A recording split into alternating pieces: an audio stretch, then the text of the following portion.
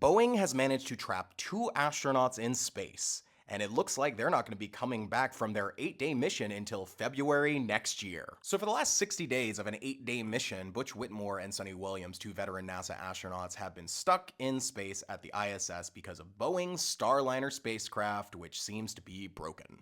Now, don't be worried, they're not stuck in a pod floating in space, at least they're on the International Space Station, but unfortunately, due to many factors, they're not going to be able to return until the next scheduled return mission for the ISS, effectively extending their duration at minimum another 6 months.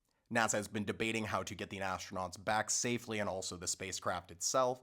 And in addition, they have been looking into other options such as tapping SpaceX to hopefully bring back the astronauts on the next scheduled ISS mission. It seems Boeing's Starliner is having major technical issues.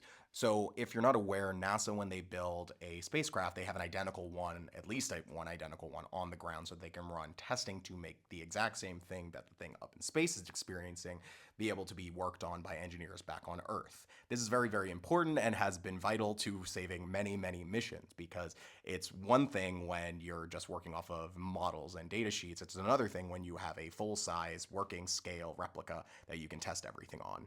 And so the specific issue that has been found by the space agency is that the Starliner thrusters have Teflon seals, and these, because of the heat or something going on, have been caused to bulge, which means the seals are now restricting the flow of propellant and triggering thruster issues.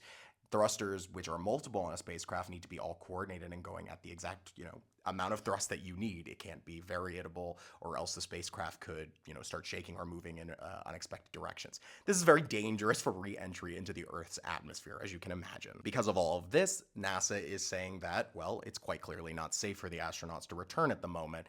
And unfortunately, Boeing being Boeing is pushing, saying that their spacecraft is actually safe. Now let's talk about the contingency planning. So one option is to bring the crew back on the Dragon mission Crew 9. This would replace 2 of the astronauts going on that mission with the 2 up in space, Williams and Whitmore. And this is a kind of a problematic thing because obviously it effectively scraps part of the Crew 9 mission. It means Williams and Wilmore will have to effectively fill in for the 2 other astronauts and then do the entire extended mission duration, which will continue on until at least February 2025 if there are no delays on reentry, which can happen for a number of reasons, from inclement weather to all sorts of things. But getting back the astronauts is only half of the problem, as unfortunately NASA also needs to get back this spacecraft that is stuck attached to the ISS right now. And obviously it's very dangerous to leave a spacecraft just floating around in space, as we know from all the problems of the Kessler syndrome related to satellites. Now, if they have to bring back the Starliner without a crew, they're going to have to push a software update because this version of the Starliner is not designed to be working fully autonomously. So they will have to be reworking code from 2022 to work on this new version of the spacecraft and hopefully be able to have it pilot itself back down to the surface.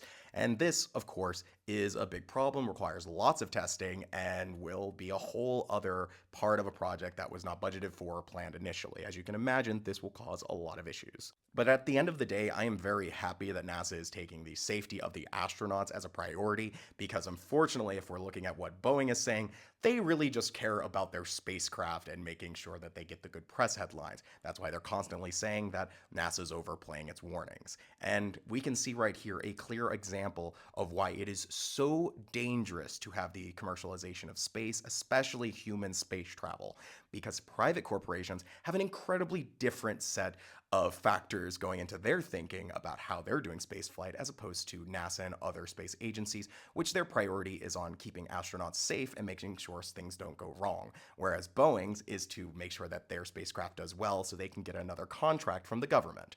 And these are fundamentally at odds positions on how they should be approaching problems like astronauts literally stranded in space.